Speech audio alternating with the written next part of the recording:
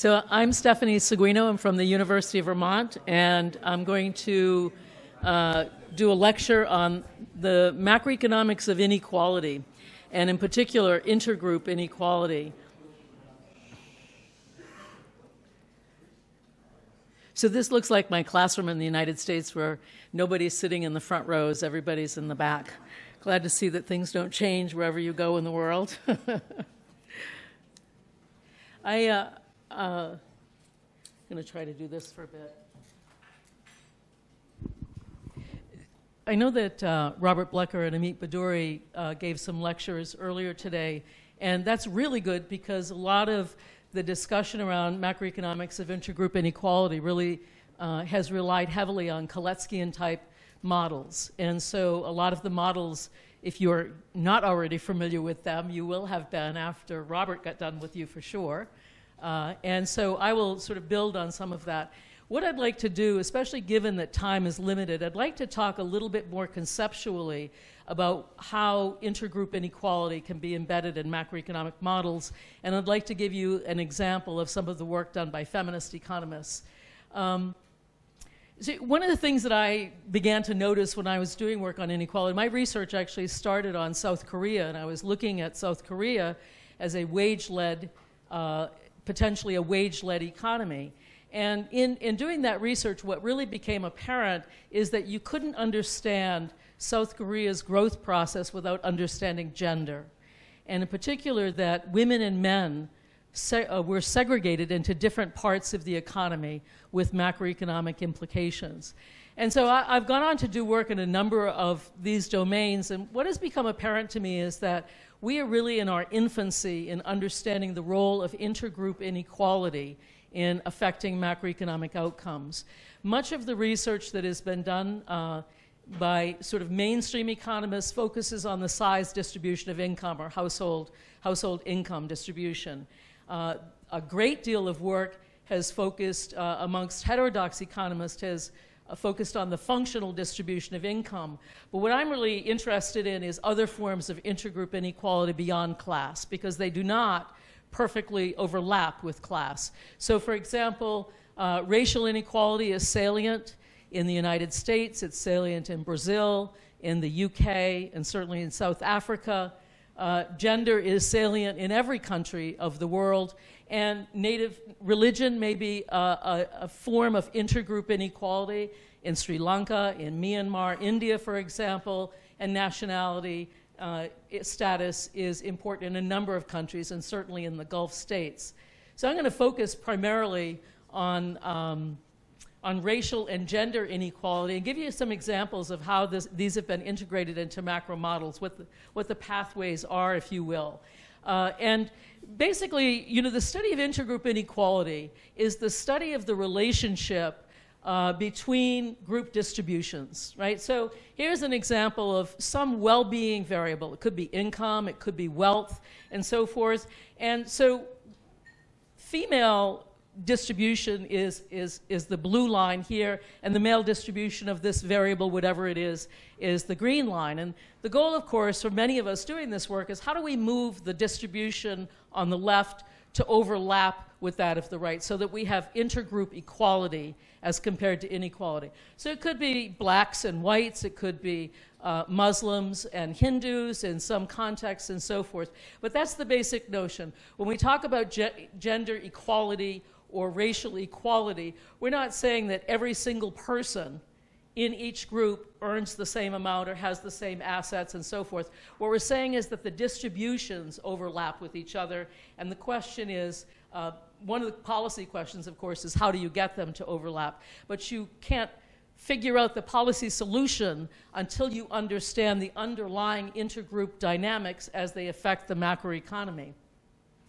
And so the other thing that became apparent to me in these discussions around inequality that really have been less sophisticated than they have recently become is that people ubiquitously use this term inequality without defining it, without defining what groups it's referring to, but also inequality of what. And so it could be that some forms of equality, intergroup equality, are a stimulus to growth, and other forms of intergroup inequality are actually, or intergroup equality are actually have a negative impact on growth. So it really depends on what measure of inequality that you're thinking about. And I'll give you some examples to make that more concrete for you, because it's been a particularly important issue in the gender research. And so we could think of two types of inequality. We could define them broadly as capabilities, things that give us the ability to participate in providing a livelihood for ourselves. So our education, our skills, the amount of unpaid care time that goes into developing us as human beings. And we could think of other outcomes, what I would call livelihoods, is can we convert those capabilities into livelihoods? And so there are a variety of measures that you might use. Wages is one, so the ratio of female to male wages, the ratio of black wages to white wages, for example. You might also use wealth inequality as a measure of livelihoods or opportunities, and certainly access to credit, and in some countries where it's meaningful, ownership of land, and so on and so forth. And the difference between these two, I may be jumping ahead of my story, but I'm a little jet lagged, so forgive me, is that they operate in different time frames. Typically, capabilities improvements have a positive effect in the macroeconomy over the longer term, and changes in opportunities have a short-run effect on the economy. So what kinds of intergroup inequality do you investigate? Well, it really depends upon the structure of your country, the demographics of it, and the salient forms of intergroup inequality. And so one of the things that I think that we have noted observationally is that the salient form of inequality in the United States, perhaps more so than gender, is race. And it seems that racial inequality is worse in those countries that are ethnically heterogeneous. And I noticed on the plane I had a typo, but I didn't have a chance to correct it. And what we find is that in racially homogeneous countries, it's gender that gets the bad news of capitalism, right? That women fare worse because essentially there's no other racial or ethnic group to distribute the pain to. And so you can think of the Caribbean as an example of this, as well as countries like South Korea. And the other thing that matters is, how does intergroup inequality interact with the structure of the economy? Part of me is going to do a little bit of a critique of neoclassical models in this regard, in which I'm very critical of, because they don't take into consideration the structure of the economy. So you may have a low-income agricultural economy. In those economies, the gender and racial distribution of work and access to the labor market and credit will differ than, for example, in what I would call semi-industrialized countries or late industrialized countries like Thailand, Malaysia, Indonesia, some countries in Latin America, for example. Or your structure might be of an industrialized country or a knowledge-intensive country. And so there is no one-size-fits-all macro model that relates intergroup inequality to macroeconomic outcomes. You have to build into it what the structure of the economy is and ways in which gender and race and other forms of intergroup inequality matter. One of the things that we have not done yet, I think this work is still in its incipient phase, is to account for intersectionality. I mentioned Kimberly Crenshaw here, who is a lawyer in the United States who actually was the person who developed this term, which is now widely used. Intersectionality relates to forms of stratification that overlap or intersect. So, for example, there is a gender hierarchy, and there is a racial hierarchy in many countries. That is intensified. Your status is intensified if you are both a woman and a person of color in that society. And of course, if you're a low-income woman and is a person of color in that society. So we've tried, I think, we're sort of at the beginning stages of how to model intersectionality, but we have not come a long ways, and it's work that needs to be done. And I want to simply note it here because it is nevertheless important for us to make our models more realistic by accounting for that. So I think in the interest of time, I'm not going to say too much here, but most neoclassical models that focus on intergroup inequality largely focus on gender. They don't consider other forms of intergroup inequality. other than, size distribution of income, but I'm referring really to race and gender and nationality and so forth.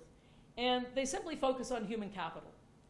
So they focus on the impact of gender inequality and human capital on economic growth, but really ignore the demand side of the economy. They ignore the short run, so these tend to be long-run growth models. You are very familiar with Kaleckian models. What feminist models have added is a focus on the gender division of labor, and two forms of gender division of labor that matter greatly.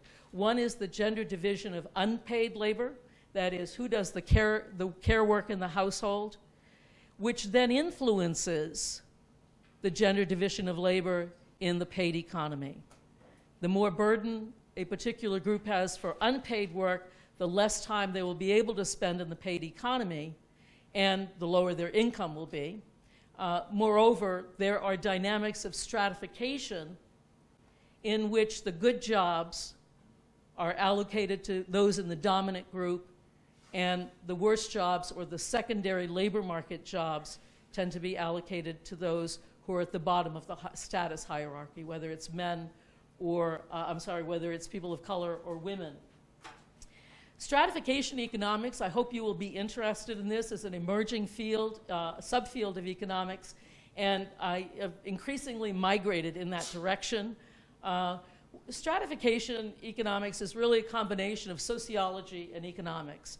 Sociology in that it acknowledges status hierarchies and social differences and competition for status, and economics indicating there is a material incentive to reproduce inequality, to maintain one's dominant position in the economy, and to allocate the worst jobs, the worst assets, and so forth to those at the bottom of the economic ladder. And there really are two mechanisms by which stratification occurs. One of those is exploitation, paying people less than what they're worth. Slavery is a great example of stratification. And the other is, of exploitation. And the other is hoarding. So hoarding the best jobs, hoarding the prized land, the best conditions for credit, and so on and so forth. So these are the mechanisms. And so another word for hoarding might be exclusion, right? Excluding subordinate groups from those assets that you want to maintain for your particular group. So this work has emphasized that there's a two-way relationship between intergroup inequality and economic growth and development. And as you can see here, I mean, you've talked a lot, I'm sure, with Robert here today and Amit, that inequality itself has macroeconomic effects. But the other direction is something that feminist economists, as well as anti-racist economists, have studied, which is the impact of macroeconomic policy on intergroup inequality. And the reason, the origin of this, at least in terms of gender, was the structural adjustment policies of the 1980s. And what feminist economists were noting is that many policies adopted in sub-Saharan Africa and in Latin America actually worsened conditions because they didn't take account of gender differences in the economy. And so there's been a wide analysis of what are the gender effects of macroeconomic policy. And I'll just give you one example from Uganda, from the period of structural adjustment. So there was, of course, this period of time in which exports were incentivized through a variety of mechanisms. And so men in sub-Saharan Africa dominate in the cash export crop sector of the economy, whereas women dominate in subsistence agriculture. Thus, they are responsible for providing food for the family, for example. With the adoption of these export incentives, men were sequestering women's time, removing it from food production and drawing it into export production. But women were the primary caretakers of the family. Their bargaining power within the family influenced the resources that were invested in children, and their time that was taken away from subsistence production meant that in places like Uganda, malnutrition actually increased. So that's what I mean by the tracing through the gender effects of, the effects of macroeconomic policy on intergroup inequality. And of course, the point is the following, that if you do enact a macroeconomic policy that worsens gender relations or race relations, and yet gender and race equality are a stimulus to growth, you're essentially undermining macroeconomic goals by failing to acknowledge and take account of these intergroup inequality relations and the dynamics with the economy. So in general, when we do this modeling, those of us who are really, I'm going to really speak about those of us who are in the, what I would call the feminist Kolekskian school of thought. Two things you need to do is to model the structure of the economy, and you have to be able to model the various pathways by which gender or race influence macroeconomic outcomes. So I'm sort of reiterating here, but in terms of gender, then gender inequality in unpaid work has ramifications for the macroeconomy that I'll talk about in a moment. Gender inequality in paid work largely due to job discrimination. And of course, gender inequality in capabilities, which is not so much an issue in developed countries, but in developing countries, these differentials can be very wide indeed. And in terms of race, the pathways are quite different, and there has not been a huge amount of modeling of the effect of intergroup inequality by race on macroeconomic outcomes, and I think it's important work for us to do. Nevertheless, you could think about pathways being residential segregation, which inhibits the accumulation of wealth and investments in children and children's productivity, and therefore reproduces racial inequality and capabilities with all of its attenuating effects on economic growth. And the other thing that you have to do is to be able to model both the short run and the long run. Some variables that promote equality will be fast-acting variables like wages, for example, and some other policy solutions. Other factors are longer, variables that take longer to have an effect on the macroeconomy and in particular capabilities. So I want to just show you a little bit of work that I did early on with Robert Blecker, and then later in a paper that I published in 2010 that looks at it. Basically, its goal is to show how the structure of the economy matters, so that ignoring the structure of the economy, we really miss a lot of the gender effects of promoting gender equality. And I want to do this both for the short run and the long run, and for what I would call low-income agricultural economies, many sub-Saharan African economies, and semi-industrialized economies that I described before. So here are some of the stylized facts, and I would say the following, that many people that have a number of articles that I review on this topic often fail because people bring their macroeconomic modeling skills to the table but don't really understand race or gender very well. And the dynamics of these are complex, and you really have to understand this from empirical work as a way to inform your macro modeling. I've seen some egregious armchair assumptions about gendered behavior that don't appear to be rooted in reality. One I looked at last week, a paper that somebody had last week, was a neoclassical growth model, but the argument was, it was based on fertility, and the argument was that men like to have sex more than women, and therefore they want more children, and therefore a redistribution of income to men stimulates fertility growth, and so on and so forth. So hopefully you won't be saying things like that. But there has been a vast amount of preparatory work that has been done by feminist economists that really allows us to say a great deal and to parameterize our models because of that empirical work. So I want to so these are the stylized facts of SIEs, as I call them, and you then incorporate all of these into your model.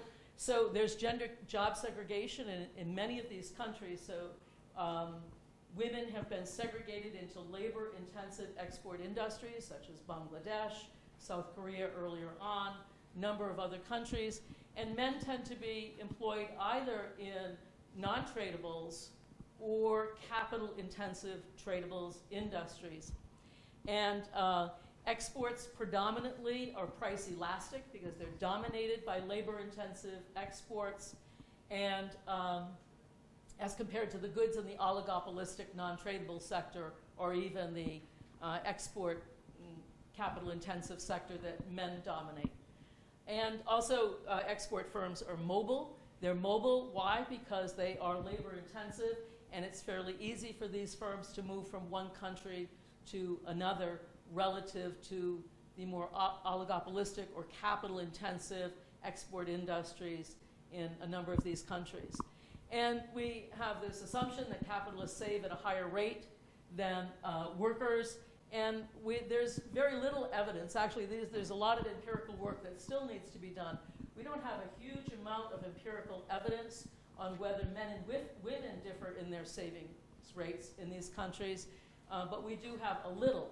And that little suggests that women save at a higher rate than men, and that's largely related to the specific demographics of these countries, which is, in terms of export industries, which is, it has tended to be young unmarried women who are employed in these sectors, and in some countries they're fired when they get married, and in many countries they're required to send their savings home to fund their brother's education. So the behavior there in terms of saving is very different than LIAEs, which I'll describe in a moment. Still, I think more empirical work needs to be done. Nevertheless, the little that's been done suggests that that's the case. And right now, we don't really have any empirical work that tells us whether men or women have higher propensities to import. We, in this particular model, this was sort of an earlier version, we assume a balanced budget. What Robert and I did a long time ago now, 2002, I think, we developed an explicitly two-sector model, a model in which women were completely segregated in working in the export sector and men completely segregated in working in the non-tradable sector. What I'm going to show you here isn't quite that complex. I really just want to illustrate for you how you can embed gender in these models and how, in fact, gender is a macroeconomic variable. So let me, before I go on to do that, let me just give you the stylized facts of low-income agricultural economies, which are very different.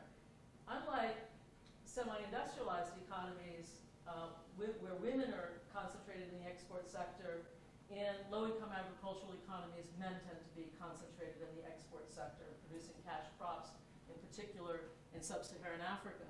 And as I mentioned, women's labor is largely concentrated in subsistence farming. We have some studies, again, very limited, but that women's marginal propensity to consume is greater than men's in these countries. And it may be less import intensive, right? Women are much more likely to be buying basic goods, and the guys are more likely to be buying, flat screen TVs and, new cell phones and so on and so forth. And so we don't have much, we only have anecdotal evidence around import propensities of men and women. And so there's a lot of evidence that if we were to increase resources to women in these countries in terms of technical assistance, in terms of access to credit, in terms of new technologies and so forth, that women's agricultural output would, their yields on their farms would increase substantially, and it would therefore have an impact on the import bill. So in both of these sets of countries, we've also accounted for the balance of payments constraint, which has been much more relevant for, and talking about developing countries, and hasn't really shown up at all. And most models don't really incorporate this balance of payments constraint. But I think it's an important one to think about, especially for developing countries. So the IS curve looks a little bit different. I see Robert's here, and I know you've been through this, but I just want to kind of point out where gender might matter here. So I think most of this should be self-explanatory. This is the savings rate, and U is capacity utilization. EPZ is imports. Yeah. Just for the recording. Oh, so sorry. Thank you. Got carried away. on the right-hand side is simply investments and exports. And so if men and women have different savings behavior, a redistribution to women, let's say in the form of a higher minimum wage that raises women's wages more than men's, will affect the savings rate.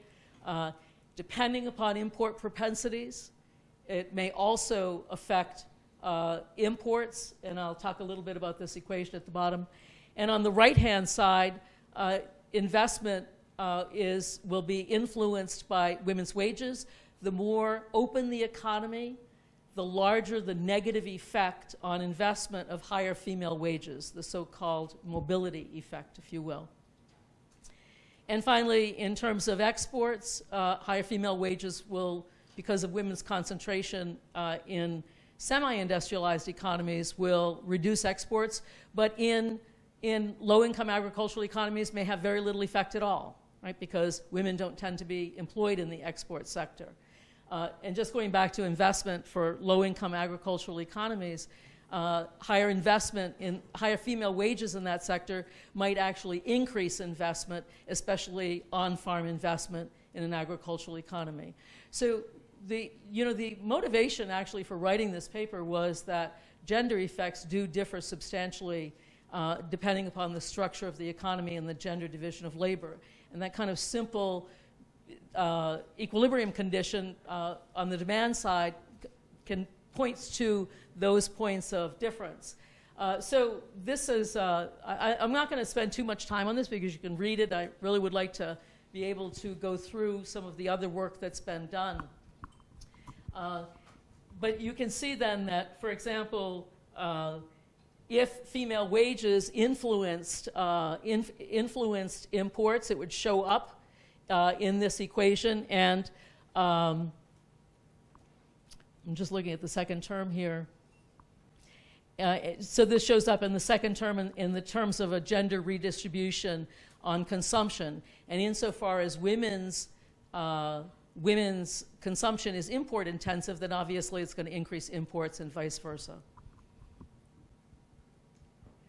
So this is an example of a short-run case of semi-industrialized economies in which the IS curve is downward sloping, right? That higher female wages are going to so this is a little bit different than I think the graphs you've seen, where the y-axis is female wages and the x-axis is simply output.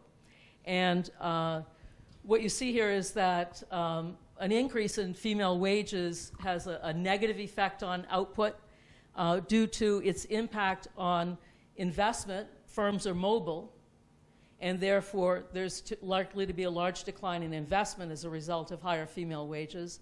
And secondarily, women tend to be employed in price-elastic export industries, so exports will decline. So any benefits in terms of consumption, if they were to exist, depending on marginal propensity to consume, are far outweighed by these very large effects, especially in semi-industrialized economies. And as you can see, I've included the balance of payments constraint there, but I want to just say the following, that many of it's in vogue today to analyze the impact of gender equality on economic growth, and the World Bank and the IMF are putting out a great number of papers. And for reasons that are not clear, they are emphasizing the positive effects of gender equality on economic growth, basically through the impact on education, but they ignore the impact of gender wage inequality on economic growth. And that effect is very different than the effect of closing educational gaps. And I would say that this work is uncomfortable for people.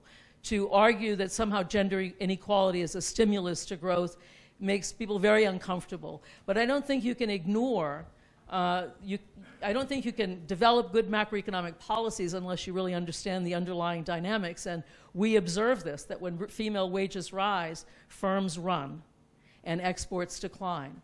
And so if we are going to have gender equality extend beyond education to wages, then we have to think about how do we restructure our economies so that we have a win-win scenario, so that gender equity is actually compatible with economic growth.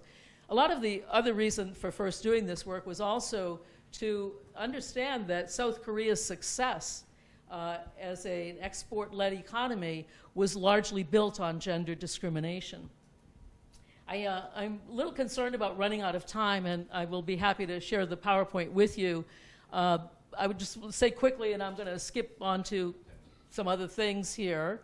So this is the opposite example in which the IS curve is upward sloping in low-income agricultural economies. Why? Higher wages for women stimulate investment, and they don't have a particularly negative effect on exports. I'm going to skip to a few other things to show you some other work that's has been done and is being done. One of the things that many of us did not do in these early models was incorporate the role of the government. The government is a mechanism for promoting equality that also has macroeconomic effects. And we also have not had a very deep analysis of the role of gender and care. And I want to talk about that first. And I want to point you to a paper by Alyssa Bronstein, Irena Van Staveren, and Daniele Tavani, who's here. And it's a great paper, and I encourage you to read it in more detail, but I'll try to give you a few highlights of that, and then I'll talk to you about some work that's been done on the role of government. So Bronstein et al. Have basically what they've done is incorporated into their investment function not only investment in goods, but investments in people. You may remember Pierre Sraffa's paper, Production of Commodities by Means of Commodities. Well, what feminist economists often say is that people are also produced. And the decision to invest in people depends upon a variety of factors, but it enhances long-run productivity growth in the economy. And so this investment function incorporates that, in which we have sort of the traditional Kaleckian investment function, but here we also have investment in human capacities. And in that sense, you might think that a lot of what we consider as consumption spending, spending on college tuition, spending on kids' doctors and tutors and training and so forth, is actually an investment. And so it's modeled in that way. And I think that's probably one of the innovations of the feminist work that's been done in recent years that I'll be talking about tomorrow. And so care is not a feeling, it's an activity. It requires both time and resources in order to promote human capacities. And we could define economies by how selfish or altruistic they are, how much countries and people in those countries are willing to invest in human capacities versus those that may be willing to invest less. I'm going to have to skip some of this, but we did some work with this, and Alyssa and I and some co-authors, and we used a principal components analysis to identify countries that were wage-led or profit-led and that were gender egalitarian in terms of doing unpaid labor or gender exploitative, if you will. So in this corner is where you want to be. It's the high road. Higher wages stimulate growth, and they also stimulate the production of human capacities in an economy in which people are very committed to promoting human capacities. Over here, we have countries that are in the time squeeze. They're wage-led, but women's incorporation into the labor force is not met with resources that would continue the investment in human capacities, because as women move into the labor force, they have less time for care. And the question is, who fills that gap? If the mechanisms aren't there to fill that gap, then women are burdened with both, and we have this sort of time squeeze scenario. And down here we have, hell, I guess, where you have both exploitation of workers as well as women in terms of social reproduction. So I wanted to say a word about that before I go too fast. So this is really unique, and the incorporation of the care economy, the reproductive sector of the economy, is really a novel feature of the work that has been coming out in Kaleckian type models. The underlying model here is Kaleckian, but we found these entry points. And I'm going to talk a little bit more tomorrow about why we should be paying more attention to this issue of investments in human capacities and what the problems are of promoting gender equality if we don't also address human capacities. As women move into the labor force, if men don't take up that slack, and if governments aren't willing to fund publicly funded childcare and so on and so forth, then you have a diminishment of human capacities, and there's a contradictory effect of gender equality and growth. So Özlem Onaren and her co-author Evrepidi Fotopoulou have recently developed a model that incorporates a government sector. And why it's interesting is that it differentiates government sector spending into two kinds: physical infrastructure spending on roads, schools, hospitals, and so forth, as well as social infrastructure spending. This is really analogous to Alyssa Bronstein's investment function in the previous paper that I was describing.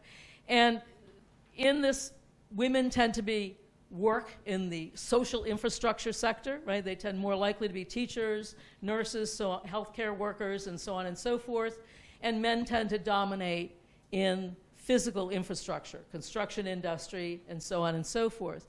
But both kinds of spending, aside from being a fiscal stimulus, can also promote gender equality.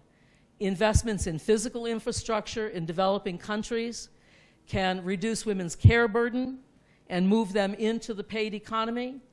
When women move into the paid economy, they tend to have more income and more bargaining power, and women tend to influence families such that more is invested in children's well-being. A larger percentage of household income goes to children. So physical infrastructure spending has a gender equalizing effect if well targeted. Social infrastructure spending also can promote gender equality because it can substitute for women's unpaid labor time, and perhaps more importantly, the fact that women are more likely to get those jobs in the social infrastructure setting. I just want to say that I said this before, and I want to just have enough time, that there really has not been much modeling of racial inequality, but I have been working on some work myself that is looking, kind of using a solo type empirical model to look at the impact of initial conditions on economic growth in the 50 states of the United States. And the question is, if we control for all other factors, does racial equality, do those states that have greater racial equality tend to grow faster than those states that don't? And I would say this work, it's in its early stage, and I'm happy to have people join me on it. It's interesting work. And here's what we found in this model. We used three variables for economic growth: personal per capita income, per capita personal income, and median household income. And most importantly, you see here, of course, that inequality, the Palmer ratio, has a negative effect on growth, but white college educational attainment has a positive effect, but I think most significantly, there's an additional bump if the ratio of black to white college educational attainment is higher. So again, this is really at its infancy, but racial dynamics matter a great deal, as do gender dynamics, and so it's important to include those. I am so close to being out of time, and I'm trying to think of 2 minutes of a few things to say. So let me say this, that we can look at the relationship of gender equality on economic growth or racial equality and so forth, but it also requires us to be aware of what the macroeconomic policies are that are affecting gender or racial inequality because of this particular feedback loop. So I want to just mention a couple of papers that have been done. One of the pathways is through fiscal policy. What does gender equalizing fiscal policy look like, or racially equalizing fiscal policy look like? And I just mentioned this with regard to public investment, that we could think about how you would structure a stimulus package in a way that both promotes growth by increasing aggregate demand, might benefit women or people of color, for example. There is then some work that I've done with James Hines on contractionary monetary policy. So not only have we looked at fiscal policy, but we've also looked at the impact of monetary policy. And what we find in that work is that women and people of color, and in this case Black Americans, tend to be more likely to lose their jobs with an increase in the policy rate. And so this shows you the impact of a 1 percentage point increase in the policy rate on the ratio of female unemployment to white males, Black males to white males, and so on and so forth. And the most negative effects are, in fact, this intersectional group of Black women relative to white men. So again, it's part of our project of demonstrating that all kinds of macroeconomic policy are simply not distributionally neutral. And if they are not, and gender equality is a stimulus to growth, or racial equality is a stimulus to growth, then your macro policies are undermining your long-run growth possibilities if you don't take account of those.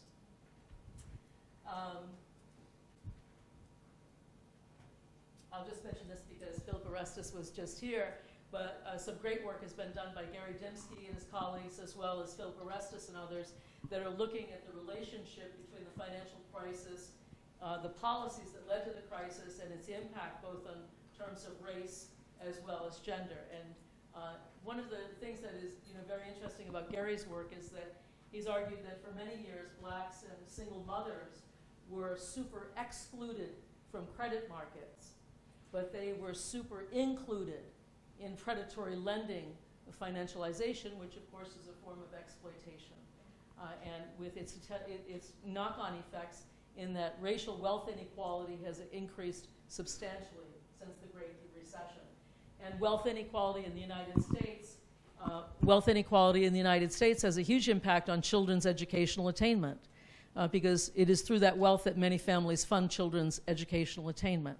So hopefully what I've done is identified a few of the loops or the pathways. But I want to emphasize this because of a lot of the work that I see. It requires people to dig deeply into the empirical literature, the sociological literature. I read a lot now in psychology around implicit bias and discrimination and so forth. And it's from that you can build really good macro models that address intergroup inequality. And with that, I will end it and see if we have a couple of minutes for questions.